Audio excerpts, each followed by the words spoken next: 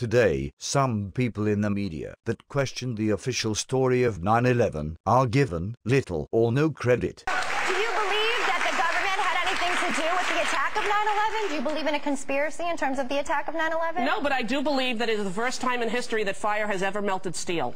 I do believe that it defies physics for the World Trade Center Tower 7, Building 7, which collapsed in on itself. It is impossible for a building to fall the way it fell without explosives being involved. World Trade Center 7. World Trader 1 and 2 got hit by planes. 7, miraculously, the first time in history, steel was melted by fire. It is physically impossible.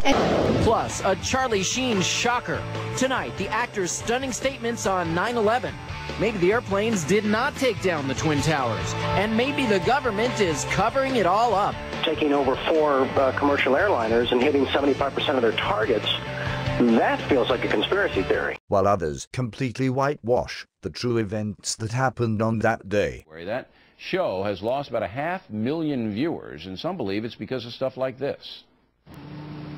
There were 15 British sailors and Marines who apparently went into Iranian waters, and they were seized by the Iranians. And I have one thing to say, Gulf of Tonkin. Radical Christianity is just as threatening as radical Islam in a country like America. I do believe that it defies physics for the World Trade Center Tower 7, Building 7, which collapsed in on itself. It is impossible for a building to fall the way it fell without explosives being involved. You want to know why we go into Iran?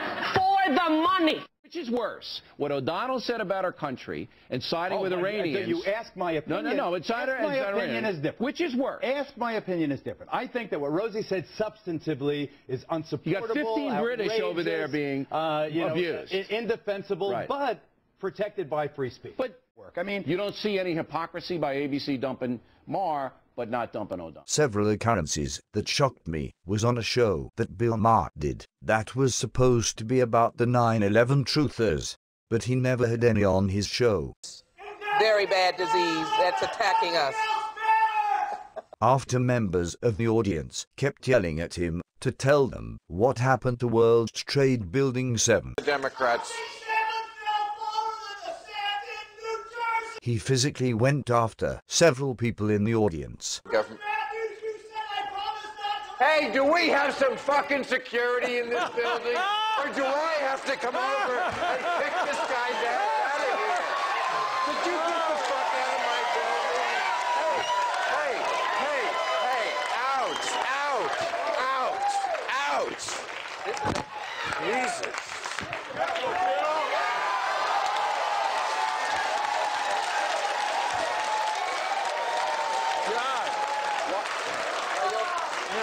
They won't chant Jerry for you, though? You know, is it that hard to throw somebody out of a building?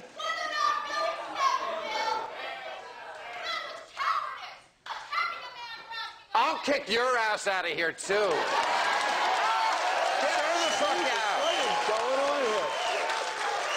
What's the issue? Hey, this isn't the Iowa caucus, okay? It's not a debate. It's a debate between us. You're in the audience. Audience comes from the Latin, to listen. What's going on here?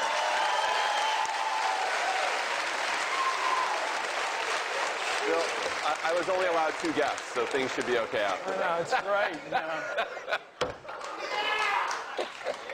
Anyway. You have good friends. That one's not mine. Oh.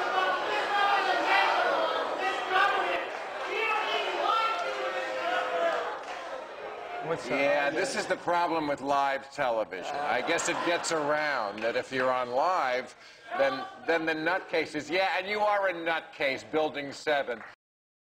Gerardo also shocked me with the comments that he made toward the 9/11 Truth movement that was rallying around his stage on a show that he was doing on the streets of New York. Notice what topics that the media thinks up to purposely keep our minds focused in another direction. And if you hear the shouting, it's a group of demonstrators who've come. 9/11 was an inside job.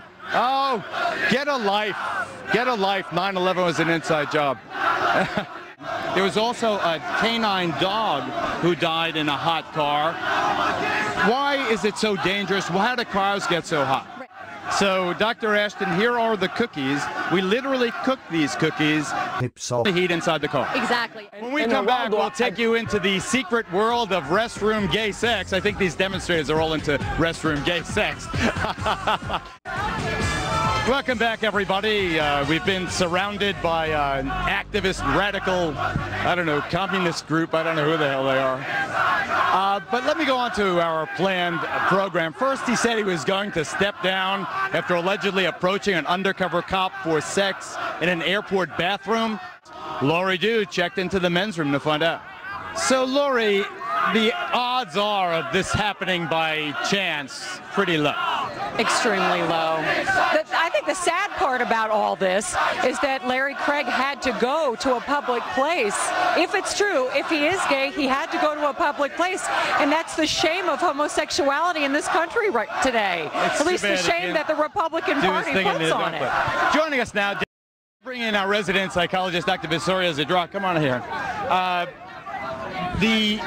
Why do men risk so much to do something like this? Well, sexual urges are extremely powerful primal urges.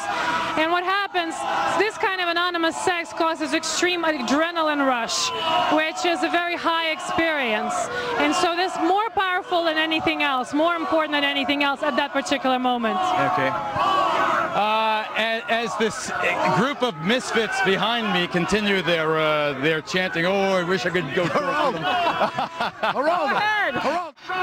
Let's go to Mark Garagos. I think it's quieter in Los Angeles. Mike, do you think this is entrapment? Mark? I don't know if it's entrapment. I just wonder, why is it that the police are spending their time in this bathroom? The ludicrous part of it, though, Mark, that people feel compelled to have sex in places like public restrooms on the freeway? Well, there's something ludicrous. First of all, why is it it's always some right-wing Republican who gets caught with the little boy or in the bathroom? And why is it that guys feel that that's the only place they can go to have anonymous sex? I mean, you know, we're here in Hollywood. There's plenty of places to go have anonymous sex. And if you want crazy protesters, Geraldo, we have them up here as well. Right. Mark is absolutely right. It's the hypocrisy of it all. You have a conservative senator who has been anti-gay in terms of marriage and things like that. That's why it counts. And he does this. That's why it's a big deal. That's why it counts. Yeah. I agree. Hypocrisy is awful, isn't it? Absolutely. It's all about hypocrisy, no question about it. Okay. Let's take a break. We'll explain why the ladies are all wearing these outfits. A crazy night here in New York after this. Welcome back live. All hell is breaking loose on 6th Avenue. You know, you need a permit to protest or demonstrate here in New York. But this anarchist group came forward. They really are one of the least attractive groups of demonstrators I've ever seen. One of the leaders, I guess, if violence breaks out, don't worry, we can handle it. Our Fox News team can take this bunch of, I don't want to use any foul language, but the funny thing, let me go back to our scripted program. The funny thing about Southwest Airlines telling college student and part-time Hooters waitress Kyla Ebert that she couldn't fly because her outfit was too risque. You know, this is why we live in a free country. We are free to wear what we want to wear as long as it's not offensive. There's nothing offensive, you know, in the outfit like this or what I'm wearing. We're not blearing it out. There's absolutely nothing wrong. You have to be strong and stand by your beliefs. Geraldo, what's more offensive, a beautiful girl like this or a sweaty person who gets on who hasn't taken a shower in a week, who's wearing a too tight outfit who weighs 300 pounds? See, Craig, this is what happens when you go on the Panasonic Astrovision. Every nut job in Manhattan. After the show, Geraldo actually flips off a 9/11 protester. When a demonstrator in the audience of a Bill Clinton speech yelled that 9/11 was an inside job, he was whisked away by secret police.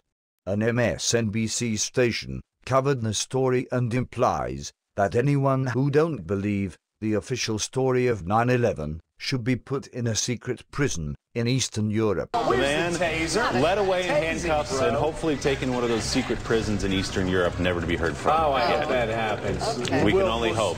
Will people leave that man alone? I hope we have a special prison for 9/11 conspiracy theorists. Bill Clinton They deserve to be together.